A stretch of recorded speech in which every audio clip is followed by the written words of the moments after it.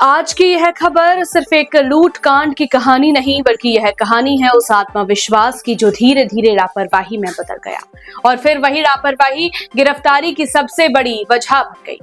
सोचिए, पुलिस कई दिनों से एक आरोपी की तलाश कर रही हो, कई टीमें लगातार दबिश दे रही हो, लेकिन आरोपी बेखौफ होकर घूम रहा हो, घूमते घूमते इंस्टाग्राम पर रील्स बना रहा हो, पुलिस का मजाक उड़ा रहा हो और उसे पूरा भरोसा हो कि अब कानून उसका कुछ नहीं बिगाड़ सकता। लेकिन कहते हैं कि अपराधी की सबसे बड़ी गलती उसका जरूरत से ज्यादा आत्मविश्वास होता है। मेरठ की ज्योति चौधरी के साथ भी कुछ ऐसा ही हुआ। पूरा मामला मेरठ के सरधना थाना क्षेत्र का है। 12 जून की रात मुजफ्फरनगर निवासी आकाश शर्मा अपनी बाइक से घर लौट रहे थे। आरोप है कि रास्ते में 2 बाइकों पर सवार कुछ लोगों ने उन्हें घेर लिया, उनके साथ मारपीट की गई और उनकी बाइक तथा मोबाइल फोन लूटकर आरोपी मौके से फरार हो गए। पीड़ित ने पुलिस को बताया कि इस पूरी वारदात में एक युवती भी शामिल थी, जो पूरे घटनाक्रम में सक्रिय भूमिका निभा रही थी। घटना के बाद मेरठ पुलिस ने कई टीमों का गठन किया। सीसीटीवी फुटेज, मुखबिरों की सूचना और टेक्निकल जांच के आधार पर पुलिस ने तेजी से कार्रवाई करते हुए इस गिरोह के 3 आरोपियों को गिरफ्तार कर लिया। उनके कब्जे से लूटी गई बाइक और मोबाइल फोन भी बरामद कर लिए गए। लेकिन पुलिस के अनुसार इस पूरे गिरोह की मुख्य आरोपी ज्योति चौधरी लगातार फरार थी और बार बार अपना ठिकाना बदल रही थी। पुलिस की तलाश जारी थी, लेकिन इसी दौरान ज्योति ने ऐसी गलती कर दी जिसने पूरी बाजी पलट दी। आरोप है कि फरारी के दौरान उसने इंस्टाग्राम पर रील्स पोस्ट करनी शुरू कर दी। सोशल मीडिया पर वायरल हो रही इन रील्स में वह खुद को बेखौफ दिखाती नजर आई और इसका कहना है कि इसके बाद उसकी डिजिटल गतिविधियों पर विशेष नजर रखी जाने लगी। जांच के दौरान पुलिस को यह भी जानकारी मिली कि 23 जून को ज्योति ने मोहित नाम के युवक से दूसरी शादी की है।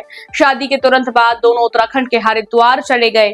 पुलिस के मुताबिक उन्हें लगा कि राज्य बदलने के बाद गिरफ्तारी का खतरा कम हो जाएगा, लेकिन हरिद्वार पहुंचने के बाद भी ज्योति लगातार सोशल मीडिया पर सक्रिय रही। वह घाटों, मंदिरों और घूमने फिरने की जगहों से रील्स और तस्वीरें साझा करती रही।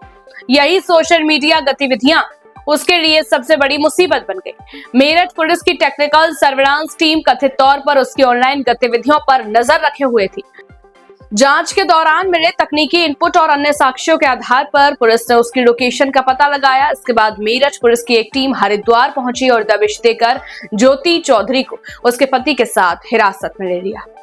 पुलिस पूछताछ में ज्योति चौधरी के बारे में कई और जानकारियां भी सामने आई हैं। पुलिस का कहना है कि वह पहले रागिनी कार्यक्रमों में डांसर के रूप में काम करती थी। उसकी पहले भी एक शादी हो चुकी थी। जांच एजेंसियों के अनुसार वह अपने साथियों के साथ मिलकर राहजनी, लूट और चोरी जैसी वारदातों में शामिल होने के आरोपों का सामना कर रही है।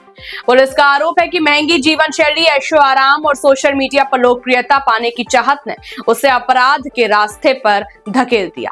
हालांकि पुलिस अब केवल एक लूटकांड की जांच तक सीमित नहीं है। अधिकारी यह भी पता लगाने में जुटे हैं कि क्या इस गिरोह ने मेरठ, मुजफ्फरनगर या आसपास के अन्य जिलों में भी इसी तरह की वारदातों को अंजाम दिया है। गिरोह के अन्य सदस्यों की भूमिका और उनके आपराधिक रिकॉर्ड की भी जांच की जा रही है। फिलहाल ज्योति चौधरी पुलिस की हिरासत में है और उससे पूछताछ जारी है।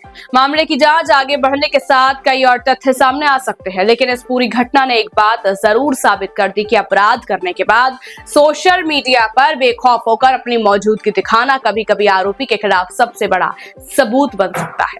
कानून की नजर से बचना जितना आसान दिखता है उतना होता नहीं है और कई बार एक छोटी सी डिजिटल गलती भी पुलिस को सीधे आरोपी तक पहुंचा देती है।